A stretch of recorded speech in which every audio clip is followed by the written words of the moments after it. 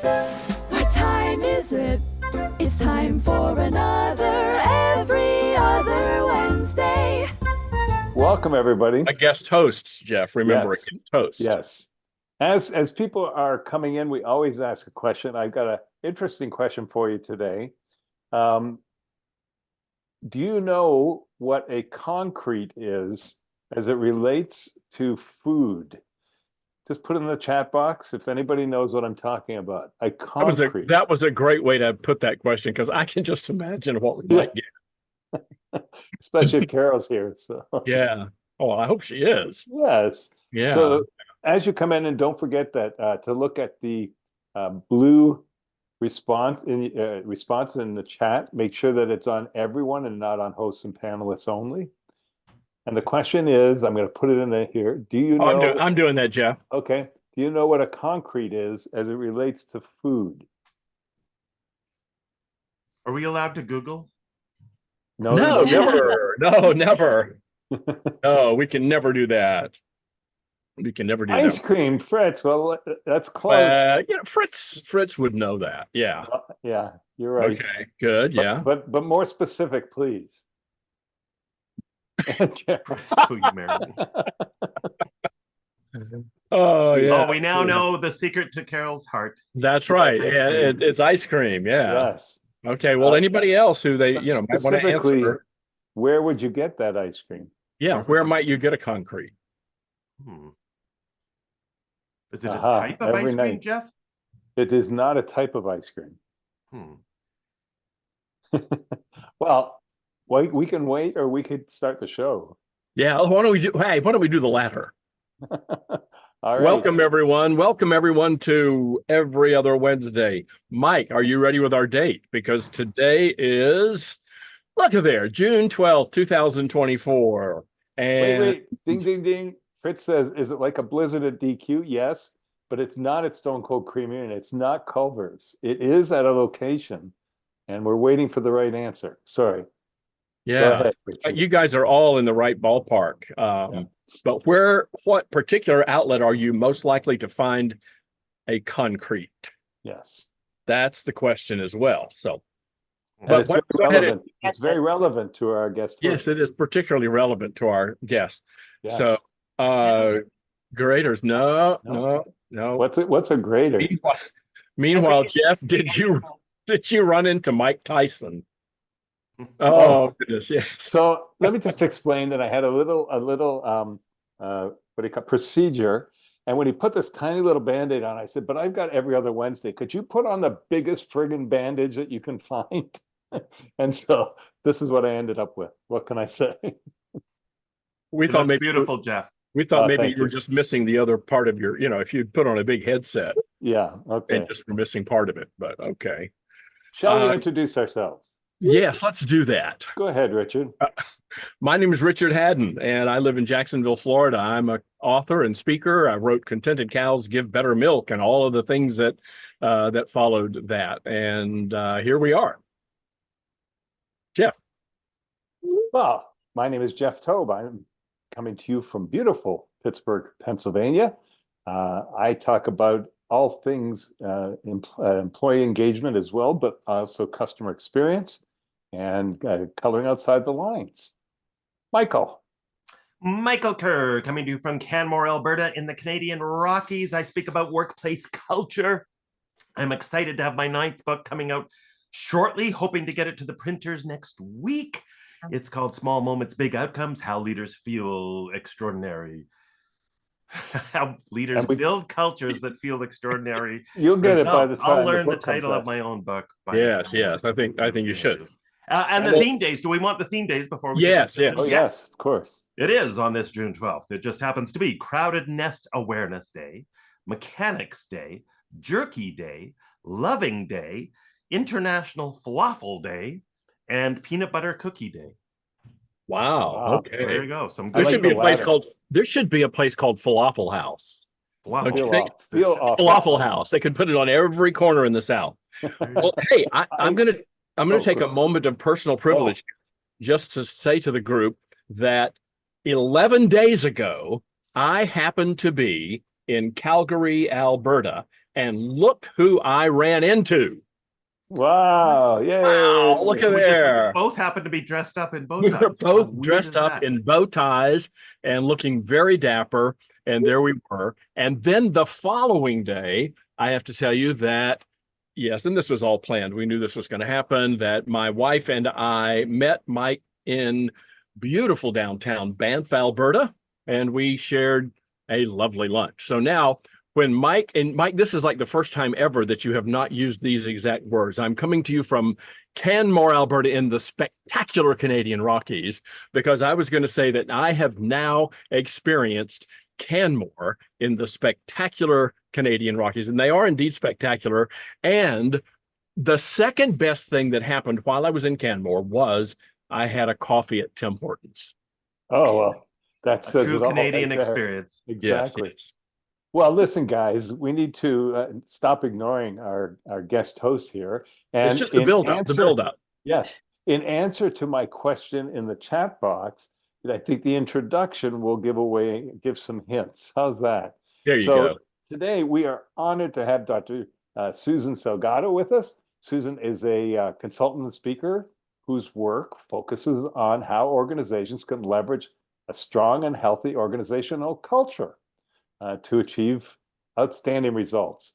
Her model of culture is uprooted in her academic and executive experience, including 15 years as a partner in Danny Meyer's Union Square Hospitality Group. That's a mouthful. We'll just say USHG, where her leadership development work was fundamental to the company's ability to evolve its culture through significant growth, including the creation, ready for this, guys, and scaling of the Shake Shack brand. Susan has shared concepts and best practices that have been time tested across more than 20 different industries, from hospitality to luxury retail, and to hospitals to financial services. Bottom line is, we are lucky, we are honored, and we are excited to welcome you, Susan. Welcome. Thank you. Thank you so much. I appreciate that nice introduction. And I'm excited to be here with you guys. I feel like we have known each other forever, even though we've never met before today. Things that we talk about are so well aligned. Our audience feels like they've known us forever as well, and sometimes that's not a good thing. So no, we are incredibly excited and to talk about culture, workplace culture with you. So I want to jump in with the first question, and that is, why does culture matter in your perspective? We've always given our perspective, but why does it matter? Okay, yeah. But this is I'm gonna throw it right back at you guys too, because you said I'm supposed to co-host this. I want to know what you think about this too. But I've been talking about culture for 25 years. And when I started doing this, I was a graduate student and I was studying organizational culture for my doctoral dissertation. And at that time, organizational culture was a very academic term. No one talked about culture, right? And we would talk about great workplaces, but even that was not really a thing in the late 1990s. I don't think people cared so much about how their employees were feeling at work. It's and true. When you think about the notion that if you want to get great customer experience, if your employees are having a great great employee experience, it's going to naturally spill over to your customer experience, which I know is something that you've talked about on this show before. That was something that really only the little guys thought about back then. The mom and pop shops realized that if I treat my employees well, they're going to treat my customers well. And at the time that I was doing this research, like before that, I lived in Pennsylvania. I now live in New York City. That's where I'm coming to you from today. I'm sorry you left us, by the way. Sorry? I'm sorry you left us. Pennsylvania. But I did. And I still have family there. Okay. And I'll be back next week. But I grew up in the northeast section of Pennsylvania. My husband grew up in the Bethlehem, Allentown area. And he was born in Philly, but we met in that Bethlehem area in the mid 1990s. And at that time, I was not yet the graduate student. I was an MBA student. Well, I guess it's graduate too, but I wasn't doing the PhD. And I had this interest in how you get the best out of people at work. And that was partly because when I did my MBA in 95, 96, what we learned in those classes was all about lean manufacturing, just-in-time production, right? All the competitive strategies that we can use to beat other people in the global landscape that was really just forming at that time. And people were not talking about people. Yeah. Right? Even though people are the ones who run the machines and keep the inventory, it was not about the people, it was about the process. And that just didn't make sense to me. And so I went back to school in the late 90s to NYU, and that's when I became a New Yorker, to really understand how people could be a source of competitive advantage for a company. And at the time that I was dating my husband, when we lived in Pennsylvania, we used to go for dates in New York City. And he was one of the original foodies back before you had the TV Food Network and, celebrity chefs. And the Zagat Guide was still a book and not something online, right? You couldn't make Not an reservations. app. Not an app. No.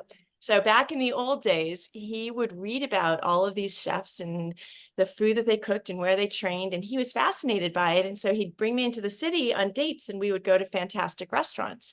And you know how in the beginning of a relationship, it's very organized and planned out, but as time goes on, you get kind of sloppy and you no longer have reservations anymore. And so we'd be scrambling, trying to figure out where we could have dinner.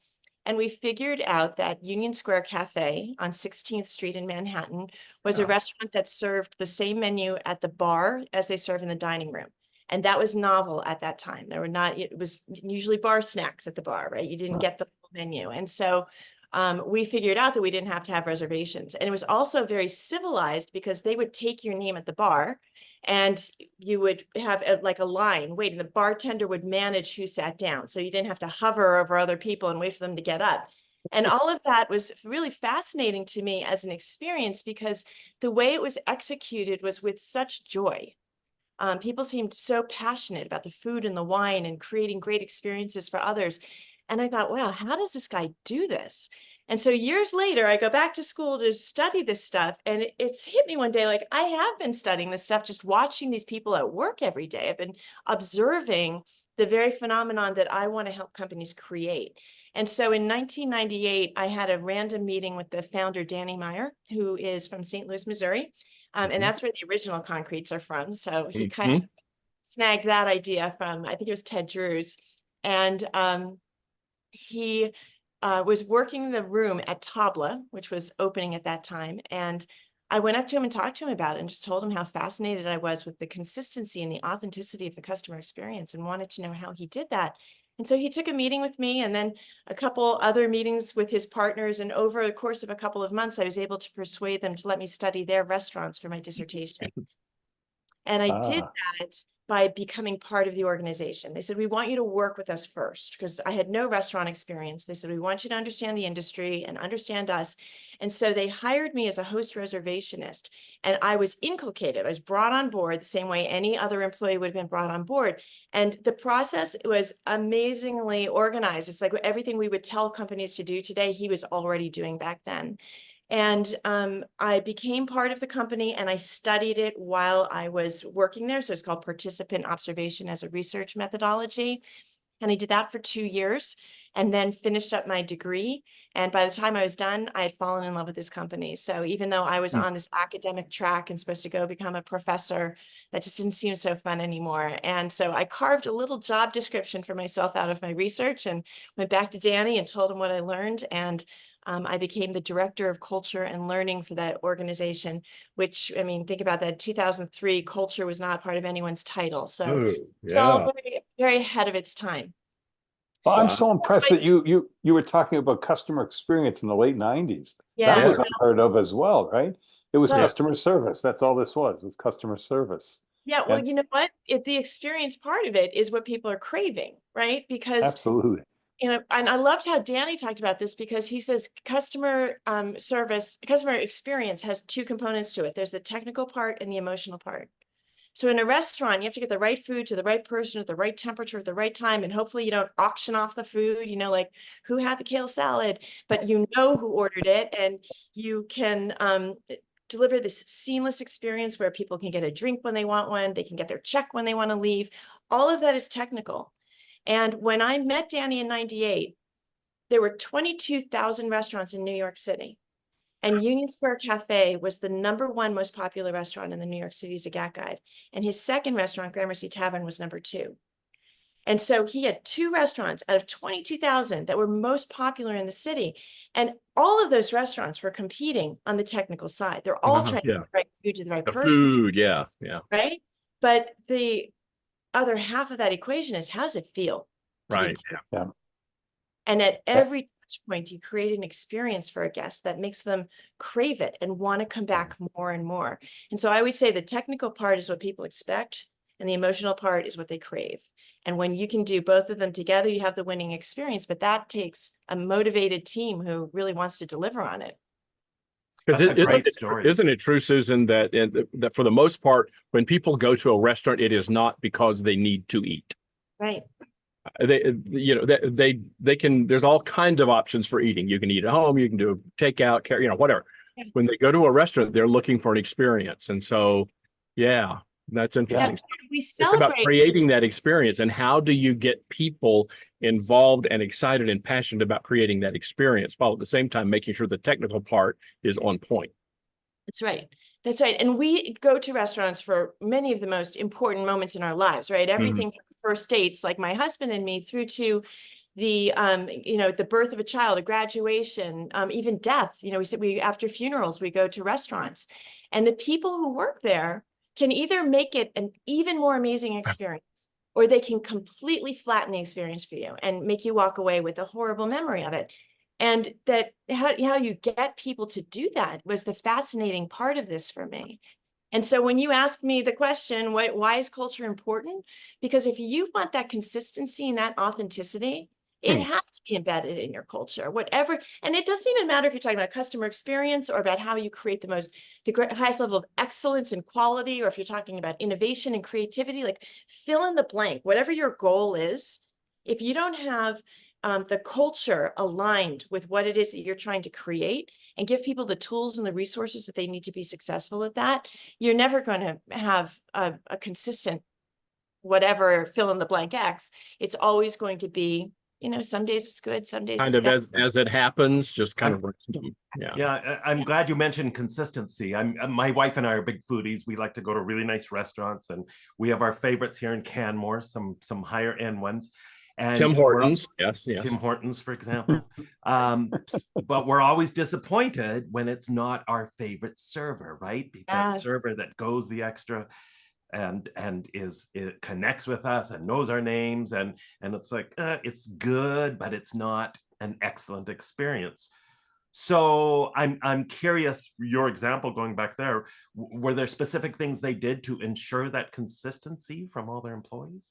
Well, Jeff mentioned in my intro, Jeff, that I have this model of culture that I had developed. And what I found that Danny was doing that was allowing for this culture to exist was 3 very simple things. In fact, it's amazing that I got my PhD for this. Number 1, he was hiring the right people. But not only hiring the right people, letting the right people stay. Right? Letting the right people stay. That's interesting. Okay. So the people factor is first and foremost. And he looked at hiring the same way he looked at customer experience. That is, you have to have the right skills to have the job, but you have to have the right emotional intelligence, the personality, the whatever you want to call that, that ability to relate to other people, to empathize with others, to connect with others and build relationships. You have to have both the technical and the emotional components of that job in order to be successful at it. And he wasn't talking about being an extrovert, like the cheerleader who comes to your table like, hi, my name's Susan, and I'm going to be your server today, because sometimes like that's completely inappropriate. That is not the mood at the table. And you don't want that overly enthusiastic person. You want someone who can read a table, who can understand what a table is trying to achieve, and then be the chameleon who becomes what you need to be at that table. So, you guys are there for a business meeting and I can be seamless and quiet and in and out, but then someone else is a group of tourists and they want to chat about where they should go next and what they should do. And I can turn it on and be that person. And that's the kind of emotional intelligence that we're talking about here, that they can empathize and identify the goal of the table and then deliver on it for them. The second factor is giving the people the tools and the resources they need to do their job. And that's everything from the training that they need, and like the whole process of bringing you on board, teaching you about the company and the values and how we do things here, through to the technical training of how you get your job done, and making sure that people have what is necessary to be successful. Because if in step one, you hire amazing people, and then in step two, you handicap them by putting, the wrong technology in place, or job design is poor, and this person doesn't know what that person does, and they're kind of throwing work over the wall and hoping somebody picks it up. If you don't have good systems in place, if you don't have the right structure, the right technology, the right facilities, you will handicap your team. And so being able to provide them with everything they need to be successful was the second element of what he was doing right. And then the third was really all about the leadership. The quality of the work environment is going to be directly tied to your leaders. You guys know this, right? If I go into an organization and I identify a really toxic workplace, it's all about the leadership there. And the problem is going to be one of three things. It's either going to be that you've got a really toxic leader who's a complete jerk and is making everyone run for their lives, or you've got a really nice leader who's so kind they can't tell anyone the bad news and hold them accountable. Or the third option is they're just asleep at the wheel, right? They're not even paying attention. And so you're going to get a different culture based on each of those different leaders. You want the leader who's actively engaged and who sets the standard and teaches people the right way to do. We used to call it the Union Square way, or the USC way of doing things. Like, what is our way of doing things?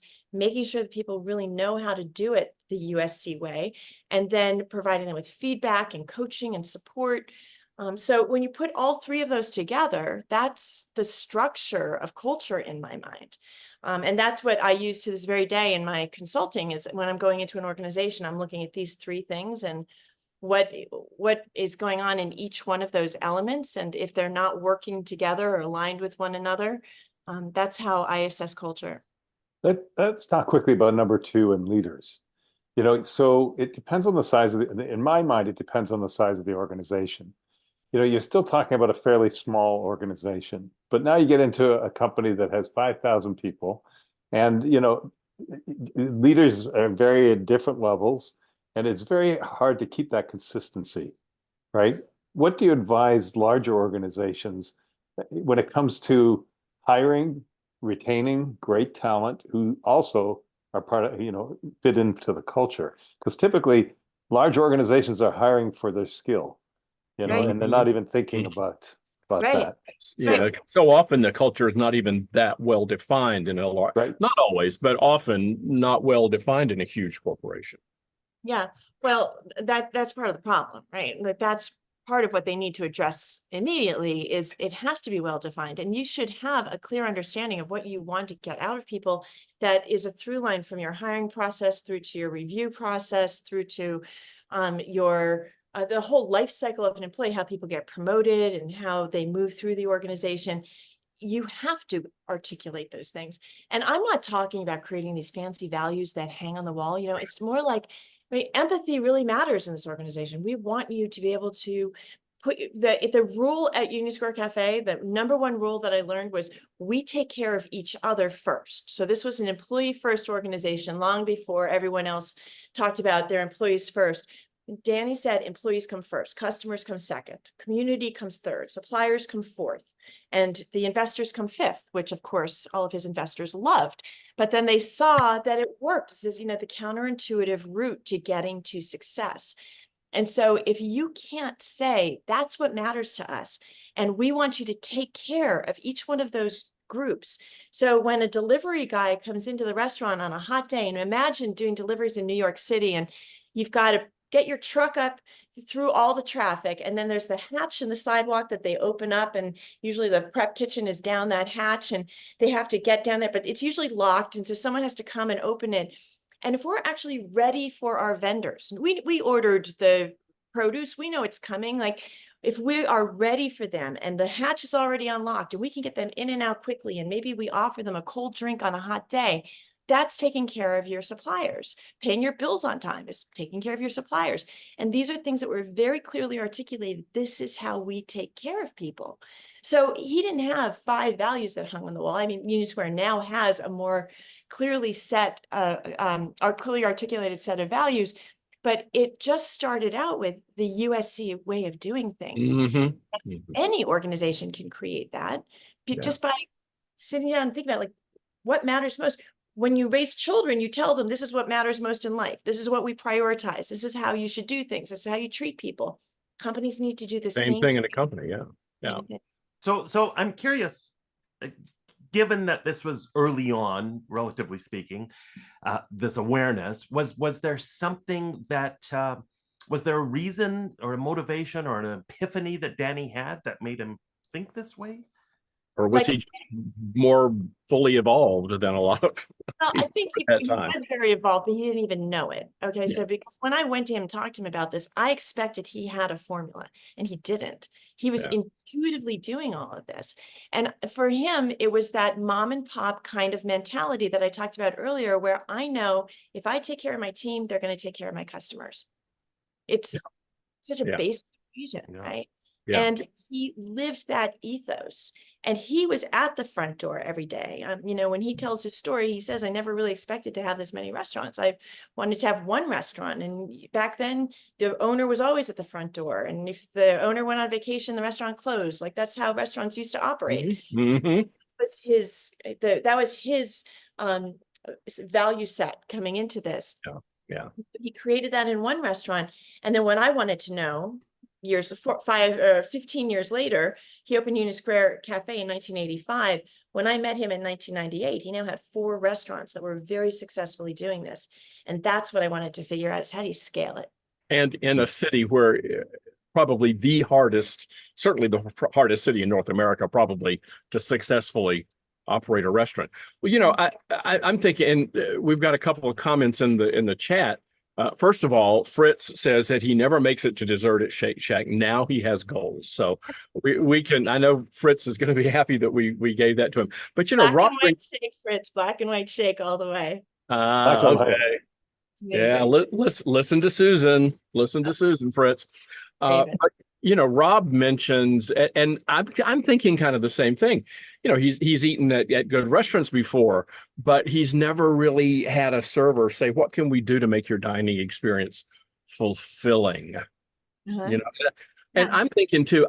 I eat out a lot because I'm traveling, and I'm usually by myself, and I don't go to the fanciest places, but you know, I go to real sit down restaurants most of the time. And it's not so much the bad service that I get or a bad experience. That is very rare. Occasionally, yeah. It's the unremarkable experience. I mean, my experience is just full of unremarkable dining experiences. Not bad, but not great. There are a few that stand out, but not very many. And I'm wondering, is that because I think leaders sometimes are not intentional enough about what is the culture here so that people have something to grab onto. Right. Yeah, Right. I think a big part of that is the word that keeps coming to mind is accountability. I think that, you know, many employees just don't feel accountable for their action. I'm not Show up getting and do my paid- I'm not thing. getting paid enough. You know, it turns into that, whatever it is. Yeah. So they don't go out of their way to offer you that experience, even Right. though it's part of the values. I mean, it's been hammered in from training that this is what we Right. do, right? Right. Well, that is where the rubber hits the road is the leader living it. You know, when Right. you think about jobs that maybe go back in time and think about yourself as a kid and when you worked at, you know, anything from an ice cream shop or washed dishes in a restaurant or whatever we did as jobs when we were kids. And if you had a boss who was just militant and mean, you didn't look forward to going to work. You probably did exactly what you had to do and absolutely nothing else. But if you had the fun boss who was really cool and you were excited to go to work every day, like you worked harder, you did more, you went above and beyond, you wanted to make the boss happy. And that mentality is missing today. I don't Mhm. understand where it went, but somehow from, you know, I'm a Gen Xer, and when I look at the millennials, somewhere in that transition, we lost this idea that as the boss, you have a responsibility for your people. You're not just the boss who gets things done. You need to be a leader. You need to grow your team. You need to know your people. You need to help them want to do their jobs, help them want to grow, help them want to stay in your company. And you guys know the Mhm. statistics. I don't have to tell you, people don't leave jobs, they leave bosses. Mhm. They Yeah. leave the person that they report to. So if we can build stronger leadership, we can build stronger cultures. To me, that's the key. And so much goes back to hiring, as you said, right? Getting your Yeah. hiring right, investing the time, Yeah. the energy, the resources, and getting your Yeah. hiring really right. When I have bad customer service, I always think, okay, it's one of two things: they've hired the wrong people here, or these people haven't been trained. Yes. Right? I mean, just run that through the model that I just described. It could be the people factor. You hired the wrong person. Some people should not be in customer service. It's the hardest Yeah. job in the world. You shouldn't be in it if you don't love it. The second could be that they didn't get the right tools and resources, whether it's the training, or they don't know how to work the point of sale system right, or they don't really understand the menu, or the menu changes every day and there's no system to it and they can't keep it down. And so there's no structure to it to give them the capacity to be good at their job. Or the third thing is, it could be a really crappy work environment. It could really suck to work there. So Yeah. I often tell a story about going for a BLT one day, and it wasn't lunchtime yet. It was like 10:45, and they didn't start serving lunch until 11. And I asked if I could get a BLT, and the server was like, "No, we can't do that. It's a lunch item." And I was like, okay, you're serving breakfast. Do you have bacon? Do you have toast? Right? Yeah. Could you find some lettuce and tomato in the fridge? Like, this is not a lot to ask. And she was very sweet, very pleasant, would not do it. Absolutely.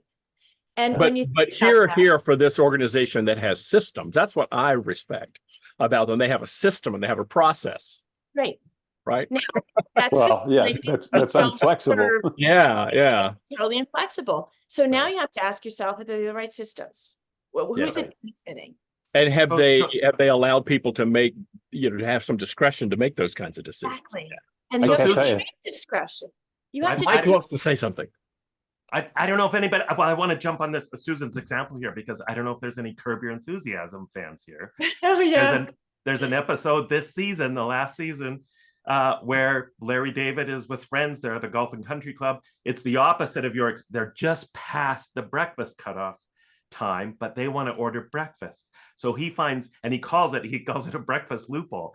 So he finds something that's served for lunch. Well, this has eggs in the Right. lunch. Can you not take those eggs and take, like, the ingredients are still there in your lunch menu? Yeah.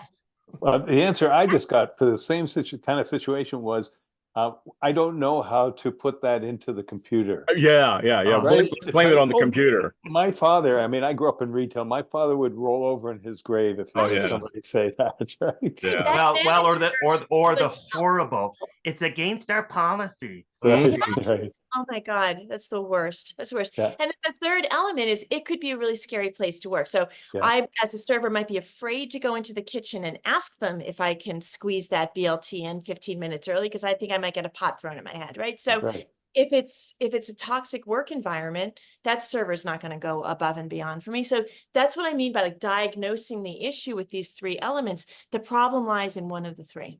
I love those. That just clarifies so much for people, the Yeah. three elements. And I love that.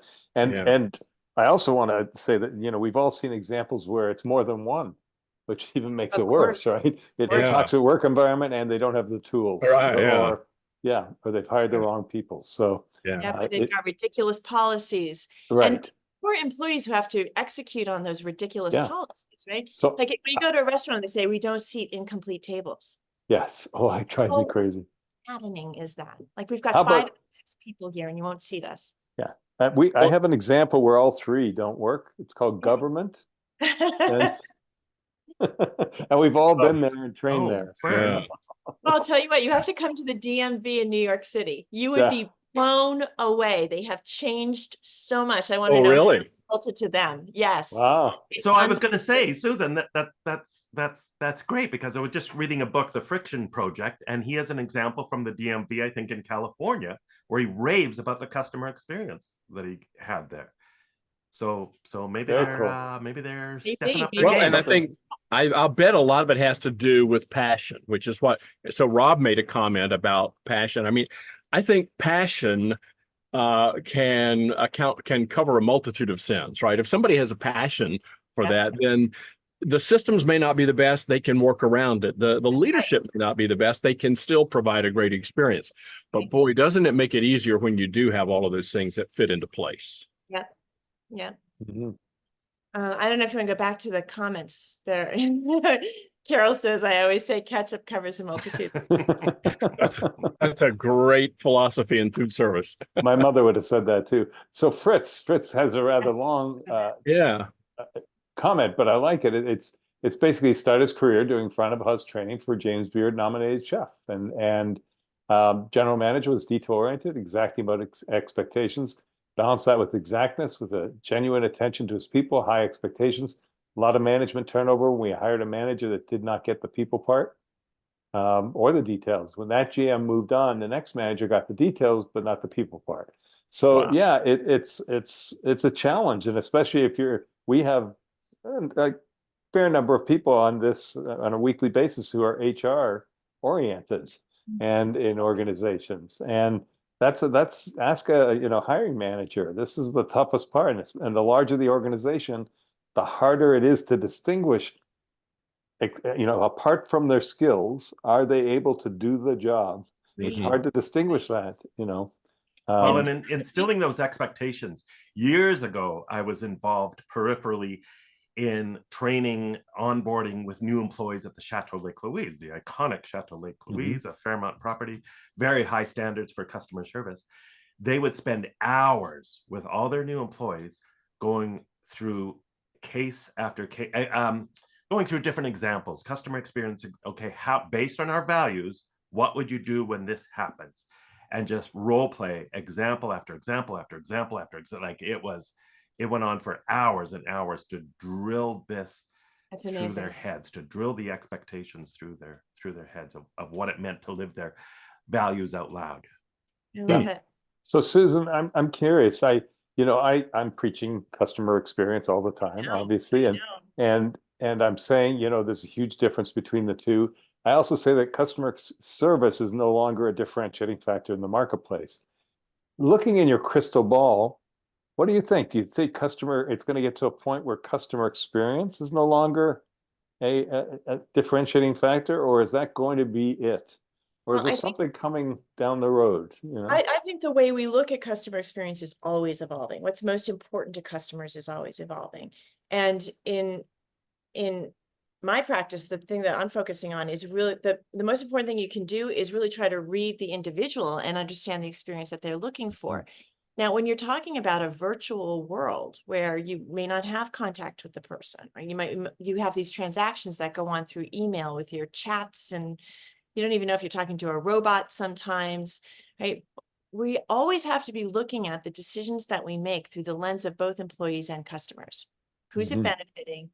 Who's it impacting? What are the pros and the cons of it? And I don't know that there's enough attention to that at every stage. Right. And so while you may have these chat bots that can answer a lot of basic questions really easily, I don't know about you guys, but I get so frustrated sometimes with the layers that you have to go through to get past the bot to the question that's unique. And if there's no opt-out option for people, like, let me just talk to the human. Right. It creates a lot of frustration. And that's what I worry about the most in customer service going forward, is the way technology is playing into it. Now, that said, we were scared when Open Table started, right? Like Danny said, people aren't answering the phone. It's not going to be the same experience for them to go online. It works for some people, and other people want to make the phone call. So it's great to have both options.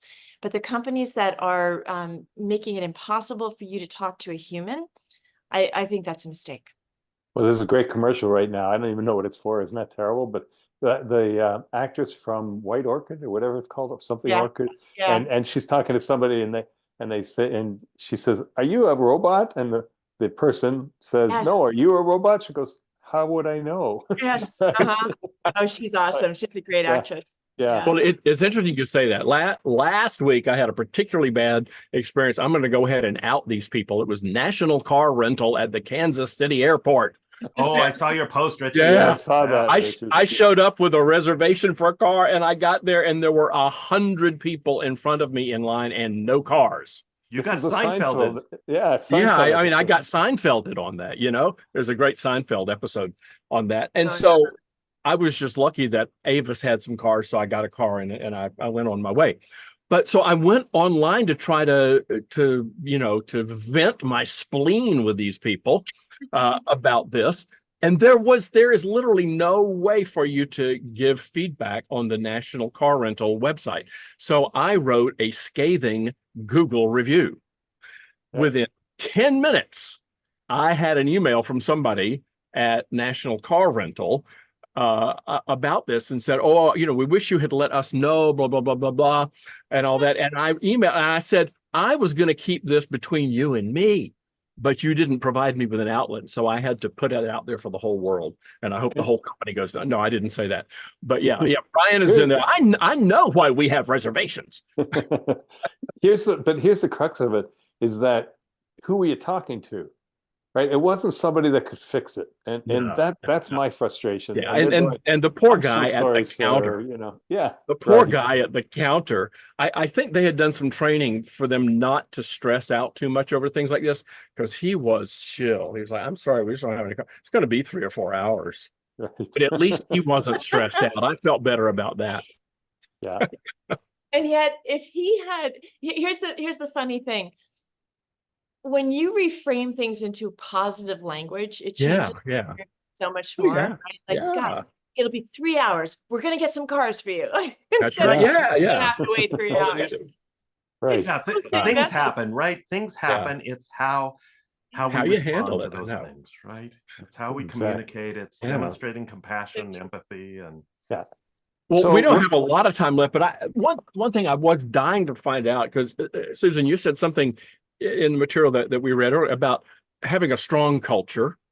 And I wonder, what are the implications of having a weak culture?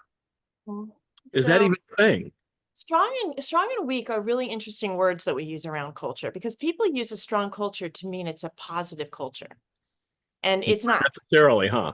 It could be a strongly negative culture that's widely held.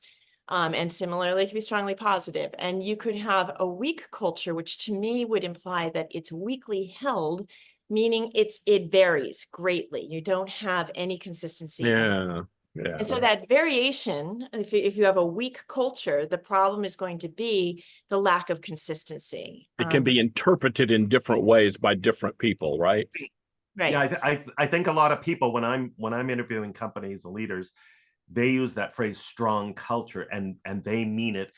It's Positive. strongly defined. Yeah. But as Susan says, doesn't mean it's necessarily Kind of working like for the saying employees. you're or positive. exceptional. Well, you're Yeah, exceptionally good or you're exceptionally bad, which Yeah. one? Exactly. So that vagueness can again hide all kinds of sins. So to have a strong culture might be positive or negative. And the question I then ask is positive or negative for whom? When that article came out years ago about Amazon and people crying at their desks and what a horrible culture they had at Amazon, I was looking at the company and thinking there are a lot of people who are thriving here. So while there are many people who hate this environment and it's toxic, and you may have pockets of that also, because it's always going to be directly related to your leader in that particular function. There are also people who thrive in cutthroat environments, who love the intense competition. And for some people that just might work. Yeah. And so the question to me is always, is it the right culture for you? That's a great way to look at it.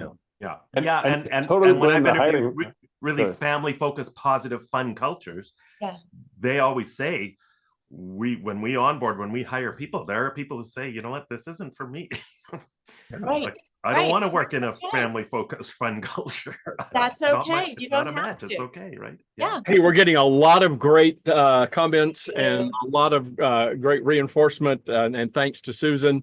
for this Thank today. you. This was great, a great Yeah. conversation. And as always with great conversations, it went way too fast. Yes, So it did. next time that we convene as a group here is going to be on Wednesday. We're going to do it on a Wednesday, right, guys? And that is June the 26th. And we have another fantastic guest.